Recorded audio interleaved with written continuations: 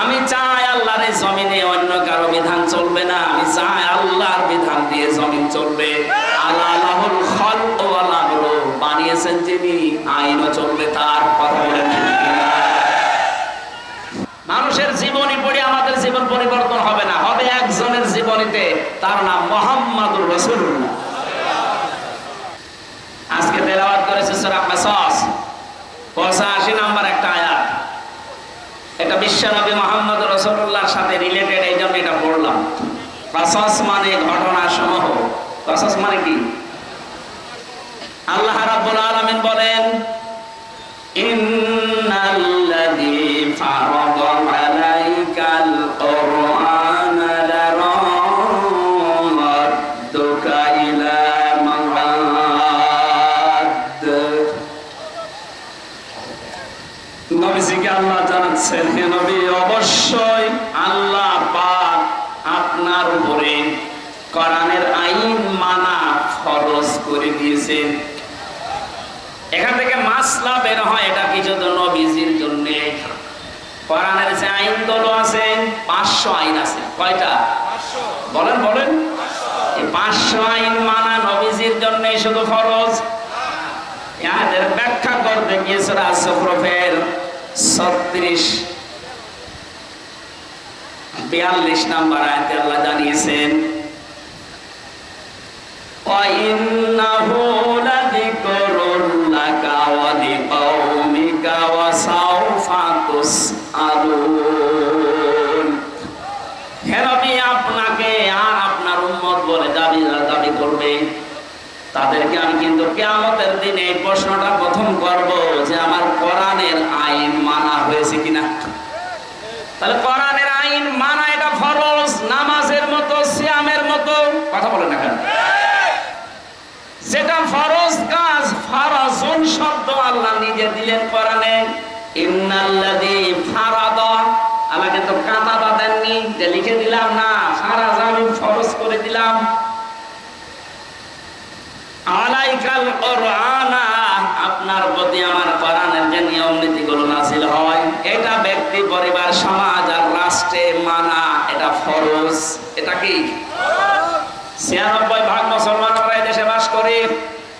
কোরআনে কারীমের প্রচার করো, এই যে শব্দটা আল্লাহ পাক বলেন কোরআন প্রচার করো।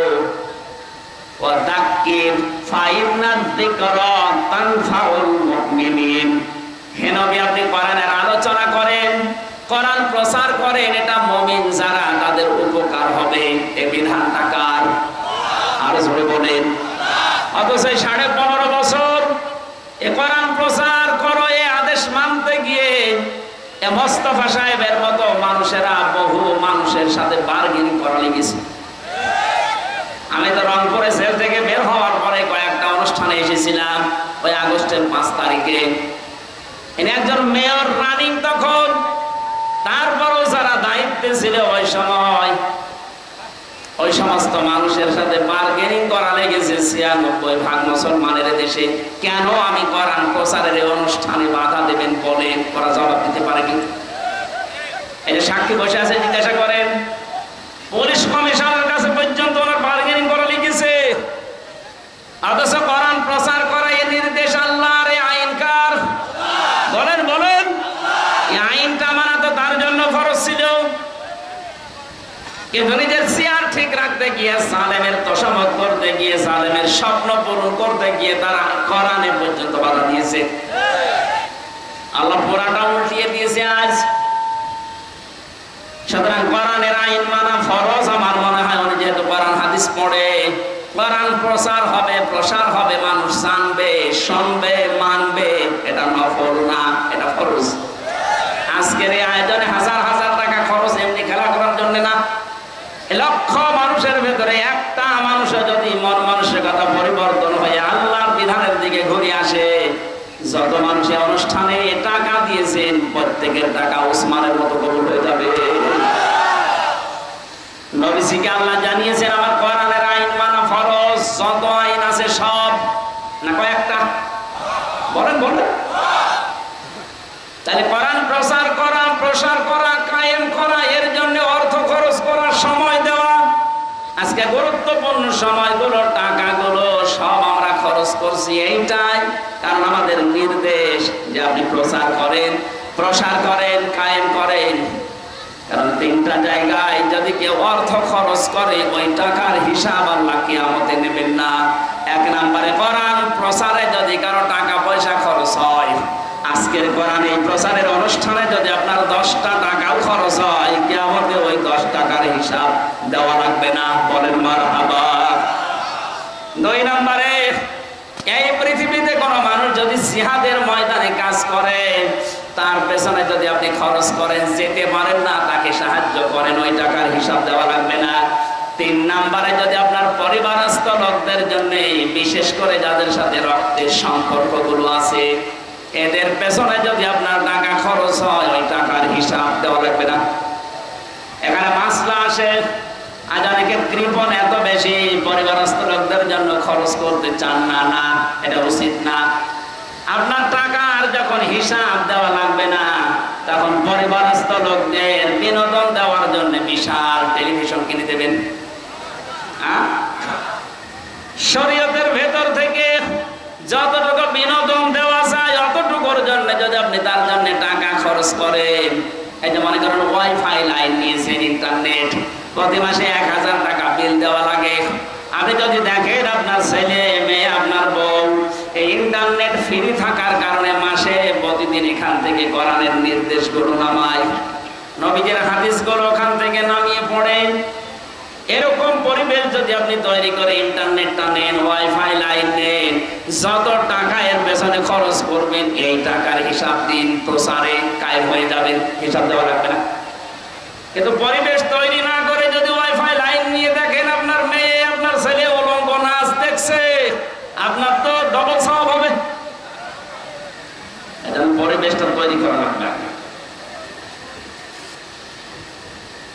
আমি যে কথা বোঝাতে চাচ্ছিলাম, কোরআনের আইন মানা যেহেতু ফরজ, আমাদের এখন থেকে জীবনের টার্গেট থাকা লাগবে, আমি যাই করি না কেন কোরআন এদেশে কায়েম হবে, এদেশে কোরআনের আইন চলবে, এটা আমার জীবনের প্রথম কাজ, আমি বানিয়ে নেব।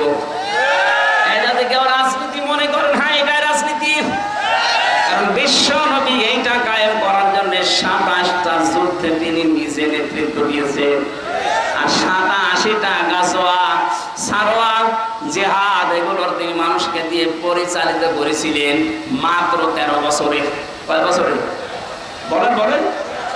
মক্কায় যে 53 বছরে এক থেকে ছিলেন, তখন তো কিছু করতে পারেননি, বুঝেছেন? ওখান থেকে যে মদিনায় গেলেন 53 বছর বয়সে, মাত্র 10টা বছর মদিনায় ছিলেন। এই 10 বছরের ভেতরে তাকে 27টা যুদ্ধে নিজের নেতৃত্ব দেওয়া লেগেছে। তাহলে বলেন তো বাস্তবতা কোথায়? নবীজি কোরআনের বিধান চালু করার জন্য এগুলো করেছিলেন না ব্যক্তিগত স্বার্থে?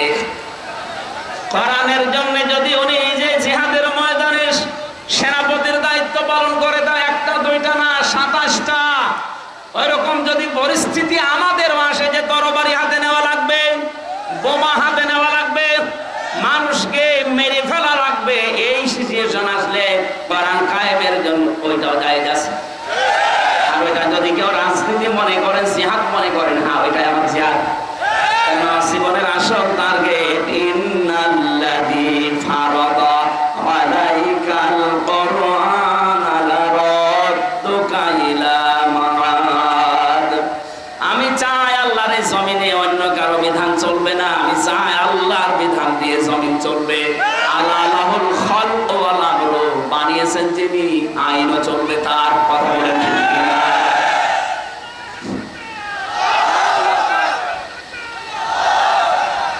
এবার আসেন দ্বিতীয় শব্দে, রাদ্দুকা। এই আলেম যারা আছেন, জ্ঞানী মানুষ যারা, গ্রামার বসে আর্মি লাম দিয়েছেন আল্লাহ, লামে তাকিদ। আল্লাহ বলেন রাদ্দুকা ইলা মাআদ। নবী এটা কায়েম করতে গিয়ে আজকে আপনি অসহায় হয়ে পড়েছেন, কেউ আপনার পাশে নেই, শুধু একজন মানুষ আপনাকে সাপোর্ট করছে, বন্ধুদের ভেতরে হযরত আবু বকর। রাদ্দুকা ইলা মাআদ, আপনাকে আজ ওরা যেখান থেকে তাড়িয়ে দিচ্ছে, এই জায়গায় আমি আল্লাহ আপনাকে আবার ফেরত নিয়ে আসবো বীরের বেশে।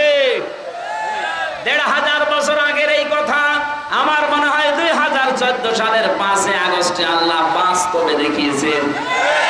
এই 15.5 বছর যাদের নাম উচ্চারণ পর্যন্ত এ দেশে নিষেধ ছিল, 5 দিন আগেও যাদেরকে নিষিদ্ধ ঘোষণা করেছিল, কথা বলে না কেন?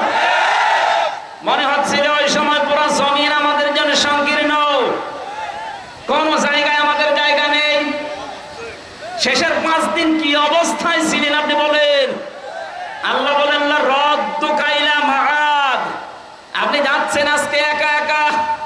নবীজি ওখান থেকে বের হলেন, বাড়ি থেকে বের হয়ে তিনি আবু বকরের বাড়ি থেকে ডাকলেন। আবু বকর, সঙ্গে সঙ্গে হযরত আবু বকর একটা টোপলা মাথায় নিয়ে দাঁড়িয়ে।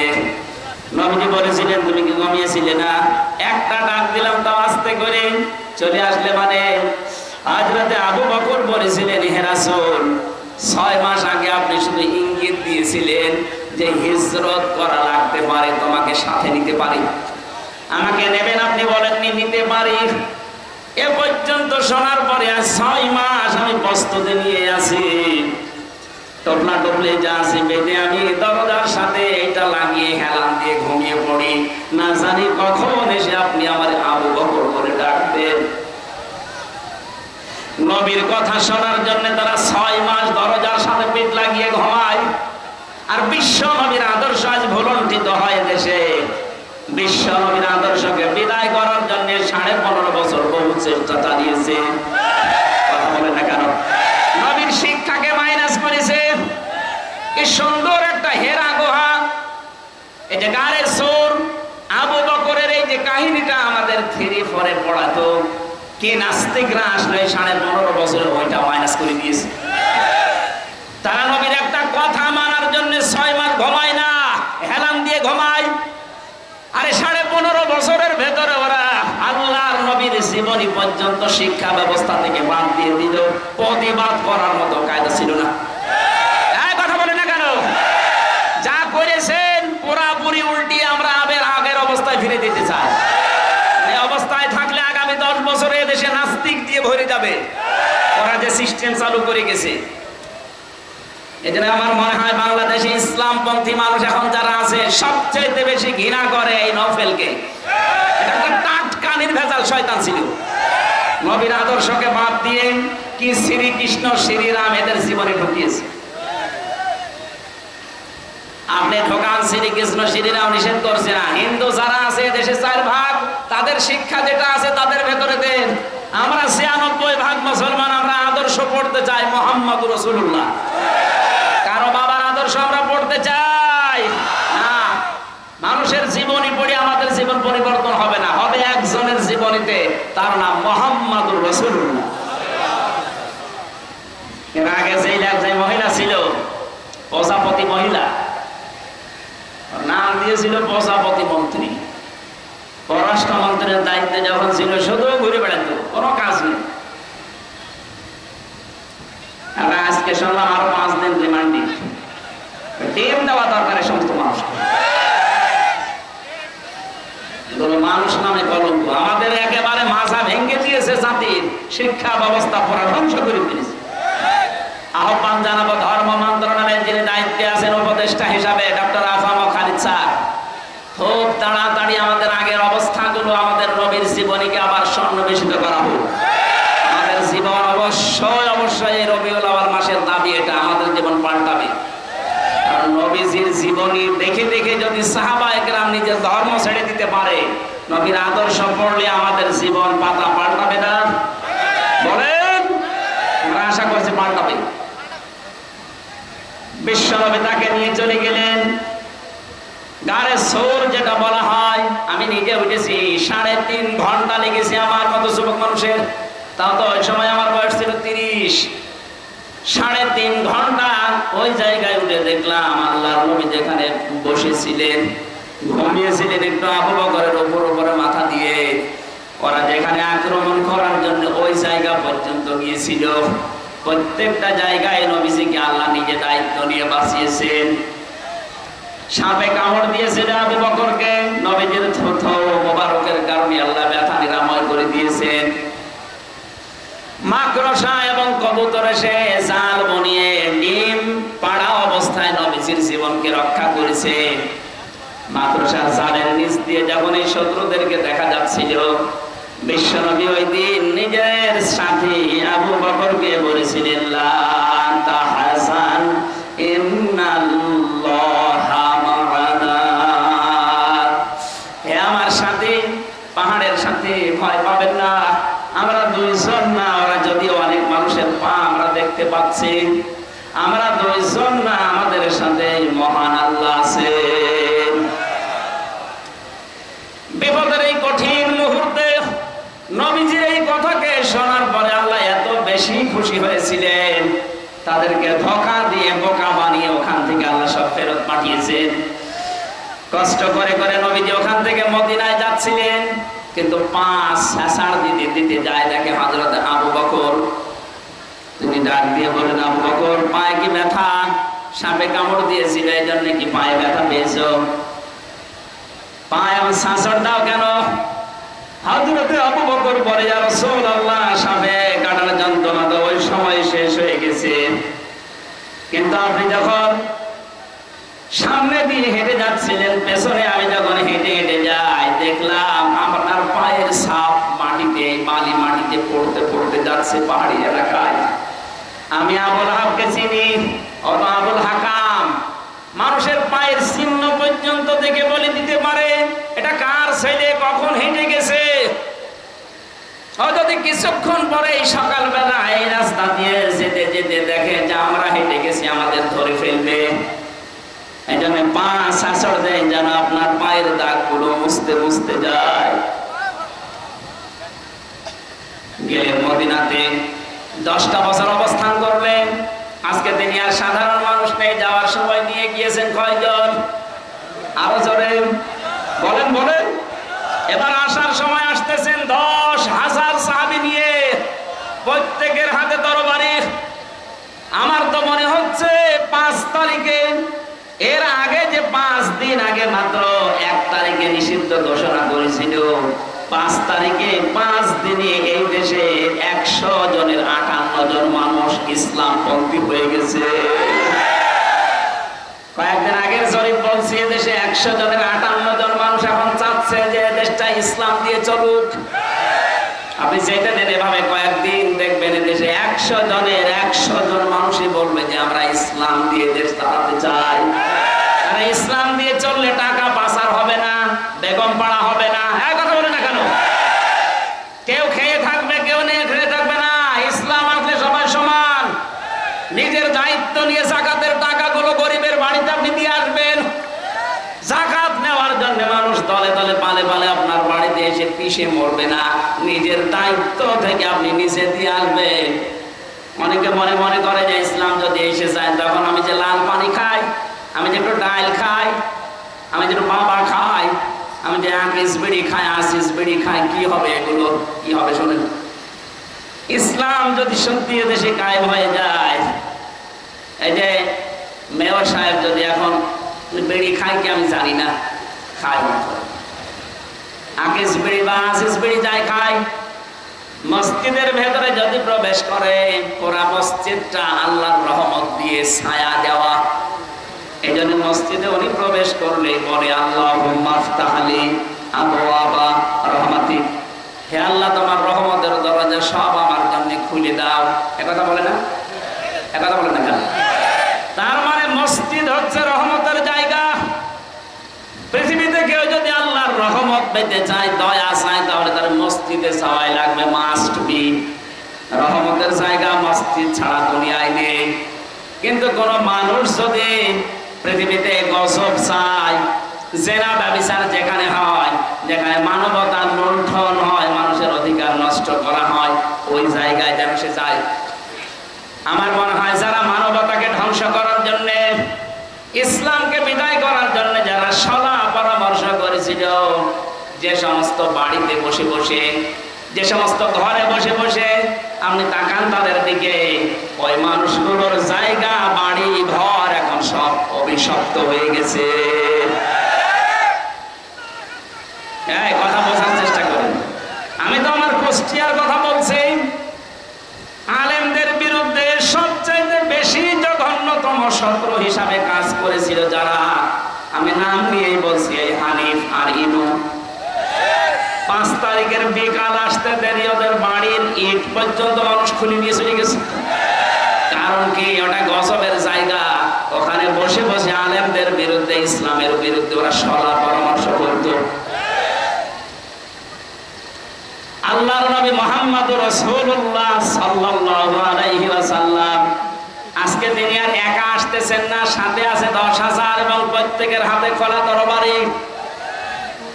কাবা শরীফ পাওয়ার কিছু দূর আগে নবীজি তাঁবু টাঙালেন রাতের বেলা। কালকে আমরা মক্কা বিজয় করব, দখল করব মক্কা। ওরা বহু অত্যাচার এই 13 বছর আমাদের উপরে করেছিল। যাদেরকে ওরা হাত কেটে দিয়েছে, পা কেটে দিয়েছে, সেই আম্মার, ইয়াসির, বেলাল, খাবায়েব, খব্বাব সব আজকে সাথে এসেছে। বিশ্বনবী সবাইকে ডাক দিয়ে বললেন, যুদ্ধের কিছু কৌশল আছে। ওরা আবু জেহেল তো বদরের ময়দানে শেষ হয়ে গেছে, নেতৃত্বে আছে আবু সুফিয়ান, লোকটা ছাড়বে না। খুব বিচক্ষণ মানুষ। এখানে আমাকেও বিচক্ষণের পরিচয় দেওয়া লাগবে। সাহাবায়ে কেরাম, তোমরা 3টা কাজ বেশি বেশি করবা, আর 3টা কাজ একেবারেই করবা না। যে 3টা কাজ একেবারেই করবা না, কোন মহিলা, কোন নারী এদের গায়ে হাত দিবা না। 2 নম্বরে কোন শিশুর গায়ে হাত দিবা না। যদি কেউ ক্ষমতা পায়, বিজয় হতে পারে, তাহলে তাদের এই কর্মসূচিগুলো নেওয়া দরকার। যে মহিলাদের গায়ে হাত দেওয়া যাবে না, শিশুর গায়ে হাত দেওয়া যাবে না, কোন বৃক্ষ কাটা যাবে না। অথচ 15 বছরের ভেতরে তাকান পুরা উল্টা। ক্ষমতা পেয়ে কত নারীকে বিনা কারণে জামাত ইসলাম করে, ছাত্রী সংস্থা করে, ইসলামের বৈঠক করে, এই নাম দিয়ে গ্রেফতার করে জেলখানায় পাঠিয়েছে। আর আমি নবীর উম্মত, আমি হজ করে এসেছি, এই ঘোষণা দিলাম, লজ্জা করে না? নবীজি বললেন শিশুর গায়ে হাত দেবে না। বাস্তবে দেখলাম এই দেশের শিশুর অপরাধের জন্য, বাবার অপরাধে শিশুকে ধরে ধরে তারা জেলখানায় দিয়েছে। এই যে হুজুরটার নাম বললাম, শিশু হুজুর না, ওর বয়স আছে কিন্তু শিশু হুজুর তো। ওর পোস্টার পর্যন্ত মানুষ লিখে দিত শিশু বক্তা। শিশুকেও আপনি ছাড় দিলেন না। এই আপনার ক্ষমতা পর কার শাসি? নবীজি বললেন, আমার বিজয়ের 2য় শর্ত, করবা না শিশুর গায়ে হাত দিবা না, বৃক্ষ কাটবা না। আজ তাকান, এই 15.5 বছরের রাস্তার পাশে কত পুরাতন পুরাতন গাছ ছিল, সব সাবার করে ফেলেছে। নবীজি বলেছিলেন 3টা কাজ বেশি বেশি করবা। 1 নম্বরে তোমরা পায়খানা বানাবা কম, আর রান্না করা চুলা বানাবা বেশি। আর আমার শত্রু আবু সুফিয়ানের বাড়িতে কেউ যদি অবস্থান নেয়, তাকে কিছু বলবো না। আবু সুফিয়ান এই রাতে এশার নামাজের পরে 8টা-10টার দিকে তার গোয়েন্দা বিভাগের যারা গুপ্তচর আছে 4 জনকে পাঠিয়ে দিলেন, যাও, শুনেছি আব্দুল্লাহর এতিম ছেলে মুহাম্মদ আজকে আসতেছে মক্কা বিজয় করার জন্য। তাবু টাঙিয়েছে মক্কার উপরে, দেখো তো কয়জন মানুষ সাথে নিয়েছে। আল্লাহর নবী জানিয়েছিলেন চুলা রান্না করার চুলা বানাবা বেশি বেশি করে। 1 জন মানুষ চুলা বানাও 10টা করে, তাহলে 10,000 মানুষ চুলা হবে কত বলেন? ওরা এশার নামাজের পরে এসে শুধু চুলা গুনতেছে, যে রান্না তো হচ্ছে, তাদের ভেতরে যাই থাক। চুলা গুনতে গুনতে ওদের রাত গভীর হয়ে গেছে। ফেরত যে বলেন, নেতা মানুষ কত আছে জানি না, চুলা যত চুলা গুনি শেষ করতে পারিনি। ধমক দিয়ে বলে, তাদের পাঠালাম মানুষ গণনা করতে, তোরা গণনা করলে চুলা হবে না, তোদের দিয়ে আর দলকে ফজরের পরে পাঠালেন, যাও। রাতের বেলা হয়তো ওরা টের পায়নি, দেখতে পায়নি, এখন একটু ফর্সা হচ্ছে, এই সময় যাও। নবীজি বলেছিলেন তোমরা পায়খানা বানাবে কম, মানুষ 10,000, পায়খানা 10টা। এরাতে যেহেতু সবার এই কাজে যাওয়া লাগে, সকালবেলা ওরা এসে থাকে এক একটা পায়খানার সামনে প্রায় 600, 700, 1000 মানুষ দাঁড়িয়ে। চিন্তা করছে তাঁবুর ভেতরে লোক আছে কিনা জানি না, কিন্তু পায়খানার সামনে অবস্থা কি। কয়েকটা লাইন গুনতেছে, 3-4 হাজার গণনা করে বলছে দরকার নেই। ডাক দিয়ে বলে, কি অবস্থা, মানুষ কত আছে জানি না, এক একটা পায়খানার আমার সামনে মানুষ যত আছে লাইন গণনা করে শেষ করতে পারিনি। আবু সুফিয়ান রাগান্বিত হয়ে বলে, বেটা বিয়াদব বললো, পাঠালাম কি আর করিস কি, তোদের দিয়ে হবে না, আমি নিজেই যাবো। আজ নিজেই সকালবেলা গেছে, নবীজি ফজরের নামাজ আদায় করার পর তিনি যেহেতু এখন প্রস্তুতি নেবেন, আর খালি হাতে প্রস্তুতি নেওয়া জায়েজ নেই। আজ আমরা অনেকে শুধু তসবিহ নিয়ে পড়ে আছি। হ্যাঁ, কথা বলো না কেন? এই রাতে তো আপনি 13 তারিখে মার খেয়েছেন, 13 সালে। যদি ওই সময় শুধু তসবিহ না নিয়ে তসবিহর সাথে আরো কিছু নিতেন, মারতে আসলে আরো ওদের 10টা মারলে 5টা পড়তো। নিজে পাহাড়ের পাদদেশে দাঁড়িয়ে দৃশ্য দেখে নবীজি 10,000 সাহাবীকে তরবারি দিয়ে দাঁড় করিয়ে রেখেছে। সূর্যের আলো লাগতেছে, চিক চিক করে আলো জ্বলে। মনের অজান্তে কথা তার মুখ দিয়ে বের হয়ে গেছে, আহ কি সুন্দর দৃশ্য লাগছে। গিয়েছে একজন, সাথে নিয়ে আজকে এসেছে হাজার হাজার মানুষ নিয়ে। পেছনে তাকিয়ে দেখে নবীর আপন চাচা হযরত আব্বাস ডাক দিয়ে বলে, আব্বাস তাকাও তোমার ভাতিজার দিকে। আজকের এই দৃশ্য দেখে মনে হচ্ছে তোমার ভাতিজা বিশাল বাদশা হয়ে গেছে। হযরত আব্বাস বলছে, আবু সুফিয়ান তোমার চোখ তোমাকে ধোঁকা দিচ্ছে। ভালো করে চোখ মোচন করে আবার খুলে দেখো, এর নাম বাদশাহী না, এর নাম নবুয়ত। এর নাম যদি বাদশাহী হতো তাহলে আজকে তোমার আবু সুফিয়ানের কল্লাটা মাথার উপরে থাকতো না, এই ঘাট থেকে আলাদা হয়ে যেত। তরবারি দেখতে পাচ্ছ ঠিক, কিন্তু এর নাম বাদশাহী না, এর নাম নবুয়ত। আমার মনে হয় 1500 বছর পর 5 তারিখের মে মাসে, আগস্ট মাসের পরে যা দৃশ্য আমরা অন্যান্য দলের পক্ষ থেকে পেয়েছিলাম, যে যেখানে পারে অনেকে লুটপাট আরম্ভ করেছিল, চাঁদাবাজি আরম্ভ করেছিল। একটা মানুষকে দেখলাম, তিনি সবচেয়ে বেশি নির্যাতিত হয়েছিলেন এই প্রায় 15.5 বছরে। তার তো ক্ষমতা ছিল, তার লক্ষ লক্ষ মানুষ ছিল এদেশে। তিনি ঘোষণা দিলেন, না আজকের এই দিনে আমি কাউকে কিছু বলবো না, সবাইকে সাধারণ ক্ষমা ঘোষণা করে দিলাম। আমি শুধু বলার জন্য বলছি তা না, বাস্তবের সাথে মিলে যাচ্ছে তাই বলছি। ওনার আদর্শটা রাসূলের কাছ থেকে নেওয়া, কথা বলেন ঠিক কিনা? সব গোসল পাতার মতো কাঁপছিল। নবীজি বললেন, লা তাসরিবা আলাইকুমুল ইয়াউম, কোনো ভয় নেই, চিন্তা নেই। আমার ভাই ইউসুফ যেভাবে মাফ করে দিয়েছিল, আজকে তোমাদের প্রতি আমার কোনো ক্ষোভ নেই, অনুরাগ নেই। সব আমি আল্লাহর জন্য তোমাদেরকে মাফ করে দিলাম। আজকে এই দৃশ্যটা আরম্ভ হয়ে যায় আগস্টের 5 তারিখ থেকে। এই জন্য 1 মাস আর 16 দিনে এদেশের 35 জন মানুষ চাইতো ইসলাম কায়েম হোক। গত বর্ষ দিনের রিপোর্ট, এদেশে এখন 100 জনের 58 জন মানুষ চাচ্ছে ইসলাম এদেশে চলে আসুক। শুধুমাত্র এই উদারতার কারণে আল্লাহ জানিয়েছিলেন, নবী আপনাকে আমি দিচ্ছি ঠিক, আবু বকরকে সাথে নিয়ে যান, ফেরত আসবেন, আমি গ্যারান্টি দিলাম। একা একা না, আপনি বিজয় দেশে ফেরত আসবেন। আল্লাহ পাক নবীর রিসালাতের রবিউল আউয়াল মাসে তার চরিত্র থেকে যে কথাগুলো আমরা শুনেছি, বাস্তবে যেহেতু মিলে যাচ্ছে অনেকের জীবনের সাথে, বাকিটা তিনি কোরআন দিয়ে পুরো আরব জাহান চালিয়েছেন, ওইটা আমরা পুরো বাংলাদেশকে দেখতে চাই। বলেন আমিন।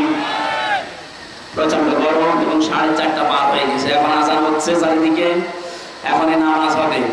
গরমে আমি আর কথা বলতে পারছি না। রাতের বেলা আজকে একটা মাহফিল আছে।